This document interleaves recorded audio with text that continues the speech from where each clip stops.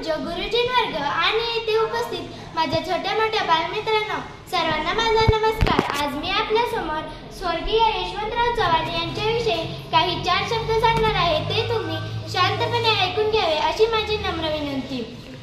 वर्णावर्णाची असते ती वाट असते, रात्री नंतर येते म्हणून ती पहाट असते। विश्वाला जगवतो म्हणून तो सूर्य असतो, कले कलेने वाढतो म्हणून तो चंद्र असतो। गोड गोड आठवणींनी बहरते ते वक्ते महत्व असते, ते वक्ते महत्व असते। सूर्य अस्ताला चालला होता, गाय गुरे आपापल्या घरट्याकडे परतत होती। पश्चिमेचा सूर्य निरंजन रंगांनी उजळून निघाला होता। सूर्याची प्रतिबिंब कृष्ण कोयनेच्या पाण्यात उठून दिसत होती आणि एक छोटासा निरंजन थोर महान पुरुषांच्या समाधीकडे झुकत होता। आणि तो काय सांगत होता? असा नेता महाराष्ट्रात पुन्हा येईल का?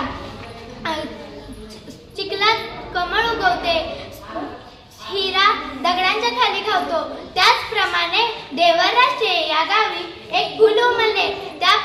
तो फुल म्हणजे स्वर्गीय यशवंतराव चव्हाण।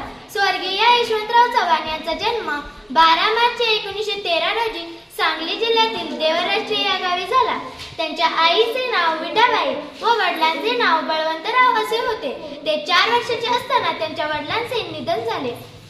त्यांना लहानपणापासूनच भाषण, संगीत आणि भजन कीर्तनाची आवड होती। पुढे त्यांनी गांधीजींच्या असहकार चळवळीत एक सत्याग्रही म्हणून उडी घेतली। 1930 साली त्यांनी शाळेच्या इमारतीवर तिरंगा फडकवला।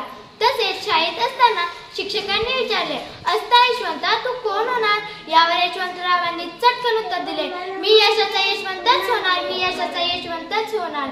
इसवी सन 1956 मध्ये स्थापन झालेल्या द्विभाषिक मुंबई राज्याचे पहिले मुख्यमंत्री म्हणून त्यांचीच निवड झाली।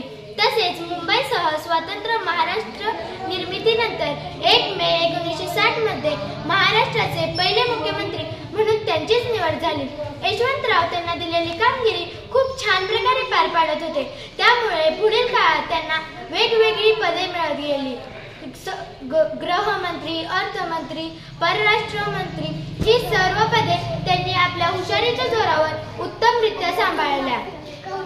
अखेर 25 नोव्हेंबर 1984 रोजी त्यांनी जगाचा निरोप घेतला। अशा थोर व्यक्तीस माझे कोटी कोटी प्रणाम। जय हिंद, जय महाराष्ट्र।